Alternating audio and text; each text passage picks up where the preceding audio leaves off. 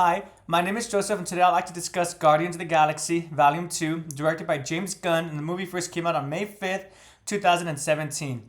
Before I continue with the movie, just a quick disclaimer. So the reason why there's no review for Volume 1, a brief review, is because I'm purposefully going to make this one first, and Volume 1 will be releasing once I watch it and I create the video.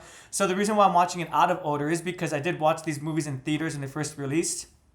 I haven't really seen them since then, but because of Volume 3 being out recently, I made the choice to. I haven't seen that quite yet. The reason why I haven't done so is because I want to rewatch the first two before I do so. I made the choice to watch the second one on purpose because I do recall the first time that I watched these first movies, originally a duology before it became a trilogy, I did feel like the first one was quote unquote better than the second one. So since it's been so long, at least 5 years since I've seen either one of the Guardians of the Galaxy movies, I made the choice to watch the second one first. And I'm glad that I did because I'm confused as to why I thought it was just okay the first time that I seen it. And right off the bat, I'm going to have to say that I really did enjoy Volume 2. There are elements and aspects that unfortunately is plagued and, dare I say, tainted by the MCU-ness, or just being very Marvel-like. Just what I mean by that is just the jokes. Constantly there needs to be jokes.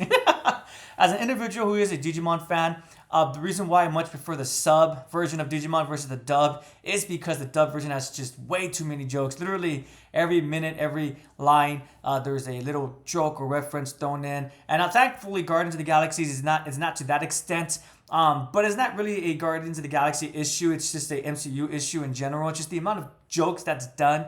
It's just sometimes a little bit too much. So, for example, and these are some spoilers here, there's this awesome scene where most of the Guardians of the Galaxy do this awesome shot. The only one who's missing is Groot because he has a bomb and he's taking it into the core of Ego.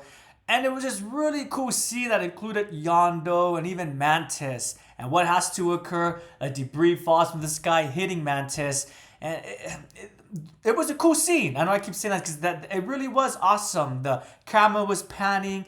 The music was swelling.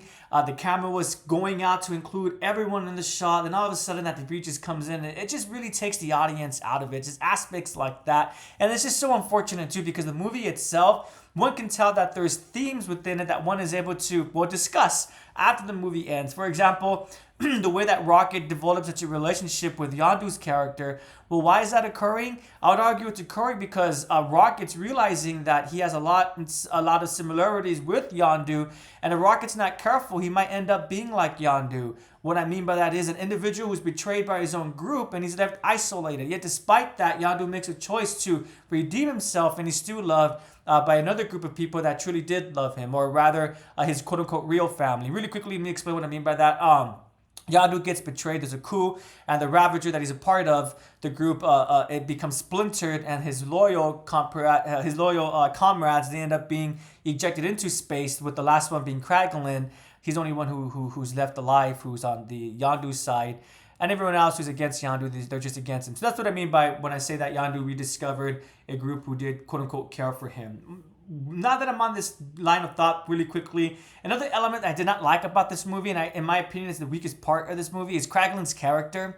I just feel like, again, spoilers, so the whole reason why this coup initiates in the first place is because of Kraglin. He makes a choice to say some statements that encourages everyone else, and they make the decision to finally, go and rise against Yondu. At the beginning of the movie, Kraglin was speaking up against Yondu. He actually tells another character, why are you speaking negatively about him in a whispered voice? Why aren't you saying it much more loudly? That was cool, but he's just never punished. And what I mean by that, there's no accountability. There's no responsibility. Yes, Kraglin does tell Yondu while he's in his jail cell that he apologizes and he regrets everything, but he seems more like it's more remorse. He's sad that his friends are dead. He's sad that things have changed. So is Kraglin really upset because of what he's did was unethical and immoral? Or he's just being selfish and he's upset because the conclusion of what he started is not what he expected it to be? I just don't like Kraglin's character, to be frank. I am aware that he is in Volume 3, and I think he actually becomes a Guardian of the Galaxy as well. Hopefully they explain how that occurs. Or maybe he just travels with the Guardians of the Galaxy. He's not really a member of the group itself. But frankly, I'm just not a fan of Kraglin's character, and I do believe he's the weakest and the weakest part of the film. So let me rephrase that. Not the actor himself, just the character. The actor does a really great job of portraying Kraglund's character, but the character himself, I just don't like Kraglund. I don't know. Oh, I believe it's James Gunn's brother, Sean Gunn. So nothing against Sean Gunn. Oh, he also plays Rocket. Interesting. I thought. Oh, anyway, sorry. I think he does the body, and Bradley Cooper does the voice, to my understanding. But Bradley Cooper isn't here. Oh, yeah, wait. Sorry, excuse me, everyone. Sorry. So Sean Gunn does Kraglund, and he does the movement of Rocket. So nothing against Sean Gunn. It's just the character he's portraying. I think Kraglund, no accountability, no responsibility. He's a very selfish individual. So with that being said, though, all the rest of the cast, when I first saw this movie, I didn't think I was going to be a fan of Drax, just because I'm not usually a fan of those kind of characters who are very obtuse, very naive, just very stubborn. But for the most part, I did really appreciate Drax's character. I like how he has a sort of character arc a little bit. He does like Mantis, but he's just acting like a child because that's just how his culture comes from.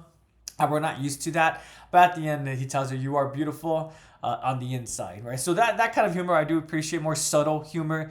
More specifically, what I'm talking about is when Drax tells Mantis at the end, they're watching the Ravager funeral. She's, "Wow, it's so beautiful." And he states to her, "Just like you, you're also beautiful." And then it's like pause on the inside. So I did think that was a funny moment of comedy. I appreciate that a lot more versus like debris coming in from space. Or the Pac-Man fight as well, when Peter Quill goes against his dad and they're utilizing the powers. And his dad just turned into a giant version of himself while this Peter Quill makes a giant Pac-Man head. Again, I see why that occurred, but I'm just not a fan of that kind of comedy. And then in terms of the story, there's really, it seems like there's no antagonist. Not into the last act of the movie do we discover, oh, so this is what's going on. One might think that that's going to make a very boring movie, but despite that, what really allows one to finish this movie, what allows one to cheer for the characters, are the characters themselves. I love how Peter Quill is kind of a mama's boy, essentially. And I also love, so this is a bit of a paradox, I love how he's not your traditional superhero. And what I mean by that is he is fit, obviously quite fit. He has a six-pack. When we compare Peter Quill's physique to someone who's like Captain America, Iron Man, although he's not buff, I would argue that Iron Man has that playboy physique because he's a millionaire and everything like that, right? I like how he's your non-traditional hero, sort of. Although he does have muscles, I would argue that Peter Quill's focal point are not his muscles, but rather the devices and tools that he brings into battle.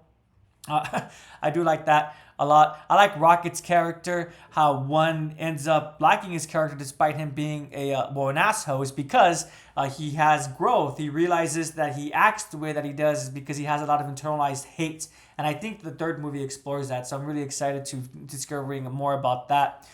Groot's character, of course, very cute. I did love Groot in the first movie from what I recall. I didn't really like him as a teenager, but I think that's to be expected. But right here in the second movie, he is very cute, of course. And how can one not like that cuteness? Gamora, I really did like her. She went from just being a betrayer of Thanos to her own character. I like how the love between her and Quill is also explored. Not in your face kind of way, but it's more nuanced a little bit. I appreciate that unspoken thing they kept talking about. That was very fun. I also liked her relationship with her sister. That was really awesome. I'm always a big fan when any property, be it a movie, book, game, show, when they demonstrate love beyond just romantic love. So the Gamora Nebula connection storyline, I really did enjoy that. And I especially love how Nebula essentially, why did she want to kill her sister? Jealousy. She was just upset that her life had to change, her physical stuff had to change so much because of her sister always winning. And I love how they had a conversation about that Gamora was always focused on herself because just like Nebula, she was just trying to survive. But that's not something that was their fault, them being those two sisters. It was because of Thanos and the situation that he put them in. So I really did enjoy that. Yondu's character and the way that he grew as well. The first time I watched the movies, I really didn't understand how he was a father type character. But rewatching it, it was quite cool. I love that line. I'm sure everyone loves that line, that Mary Poppins line. But what I like about it so much is how Quill laughs, and Yondu's like, "Well, what are you laughing at?" And he goes, "You remind me of a character called Mary Poppins." And he's like, "Well, who's he? Is he cool?" And then Quill just kind of thinks to himself and goes, "Yeah, he's cool. He's awesome. He's badass," right? I just really appreciate that sentiment. Peter Quill could have been like, "Ha ha ha. Well, first of all, Mary Poppins is a woman and she's a nanny.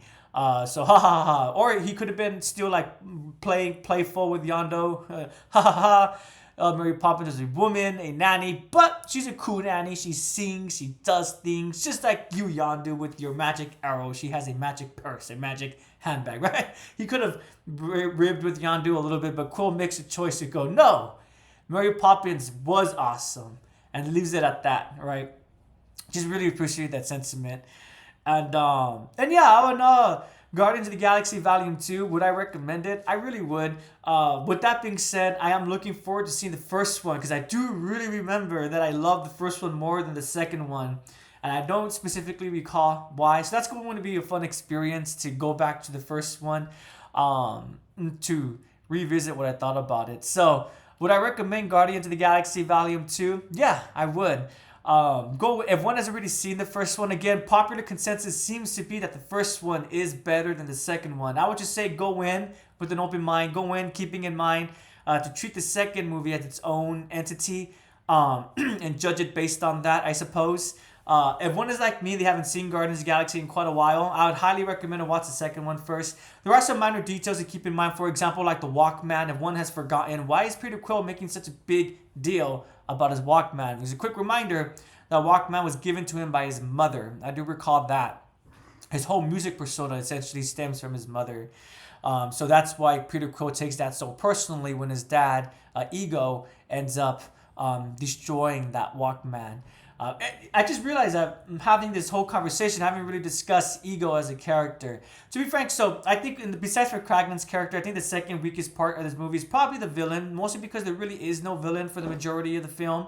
But again, despite that, what makes the audience continue watching the movie? Well, the characters. We're intrigued what's going to happen, specifically to the Guardians of the Galaxy. And in addition to that, of course, Nebula and Yondu. Sorry, excuse me, everyone. Sorry about that. I thank you for your patience, though. So then when Ego finally gets revealed to be the antagonist, his whole goal is that he wants to turn the galaxy, I'm not going to say universe because I'm not sure if the MCU recognizes what the universe means, but I'm just going to say, well, as of right now, the galaxy, I am currently playing through, because it was on sale, Marvel's Guardians of the Galaxy on my PlayStation. And I really do love how in that game it sets up that we're in the Andromeda Galaxy. Because I noticed in the MCU they always use the word universe, universe, universe. But I always assumed that everything was taking place within the Milky Way galaxy. I think that's true for everything except for Guardians of the Galaxy, where they are in different, systems, different Milky Way systems. Different galaxies. Excuse me. If that is the case, then obviously universe would be the correct term. But I think in the MCU, they're more talking about the galaxy. Like in Star Wars, that's not multiple galaxies. That's all taking place in one galaxy. And Warhammer as well. That's all taking place within one galaxy, the Milky Way galaxy. Anyway, so going back to the story, Ego's goal is to turn the galaxy essentially into him, into Ego. I'll be frank, I really don't get the goal, the purpose that he's trying to do. Essentially, he's going to turn all planets into himself. And wouldn't that be quite boring?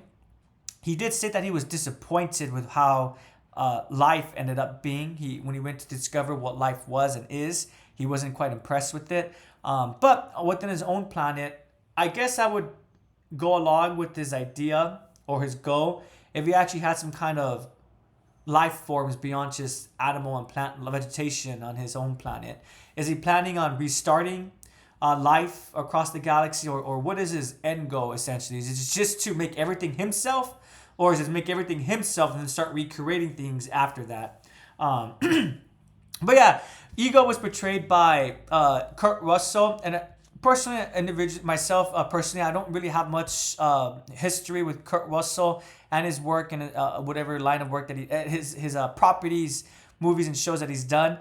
So because of that, I think I was able to enjoy the portrayal of Ego a little bit more. One aspect about the MCU that is kind of getting tiresome is just the number of big name actors that's not really part of the story to be a part of it. They're more just in it to kind of just have cameos a little bit or to be a part of it a little bit. But I don't think that was the instance in this case. Well, again, I think it's personally for me, I don't really have any history or any connections to the past works that Russell has done. So again, would I recommend Guardians of the Galaxy Volume 2? Yes, I really would. Even if one has seen the first one already, I think it would be helpful to rewatch this and just to reevaluate one's opinions. Do they think that the second one is still inferior or maybe slightly less quality compared to the first one? After I watch the first one, I post my brief review on the first one. I'm more than likely, Volume 1, I don't like repeating myself, more than likely we'll probably do a thinking about video, just keeping in mind my original opinions versus my new opinions. Thank you so much for watching and listening. I do appreciate it. If you have seen Guardians of the Galaxy Volume 2, please do let me know your thoughts and opinions in the comments below or via personal messages as well. And yeah, again, thank you and take care.